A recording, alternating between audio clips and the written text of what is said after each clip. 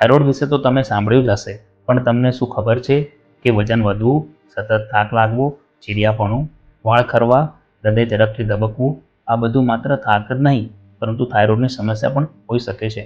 તો ચલો સરળ ભાષામાં સમજીએ કે આખરે થાઇરોઇડ છે શું અને તેને અવગણવું કેમ જોખમી બની શકે છે. નમસ્કાર, હું doctor Ashish Patel, MD physician. આપણા ગળાના આગળના ભાગમાં એક ગ્રંથિ હોય છે, તેને થાઇરોઇડ ગ્લેન્ડ કહેવામાં આવે છે.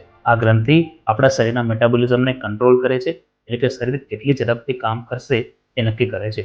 જો આ ગ્લેન્ડ ઓછું કામ કરે તેને હાઇપોથાઇરોઇડ કહેવામાં આવે છે. આમાં દર્દીને થાક, વજન વધવું, ઠંડી લાગવી, ડિપ્રેશન અને વાળ ખરવાની સમસ્યા થઈ શકે છે. અને જો આ ગ્લેન્ડ વધુ કામ કરે તો તેને હાઇપરથાઇરોઇડ કહેવામાં આવે છે. અને ત્યારે હૃદયનું ઝડપથી ધબકવું, ચિંતા રહેવી, ઊંઘ ઓછી આવવી, વજન ઘટવું, હાથ કાંપવા વગેરે જેવી તકલીફો થઈ શકે છે. ખાસ કરીને મહિલાઓમાં પ્રેગ્નન્સી દરમિયાન અથવા ડિલિવરી પછી થાઇરોઇડની સમસ્યા વધુ જોવા મળે છે.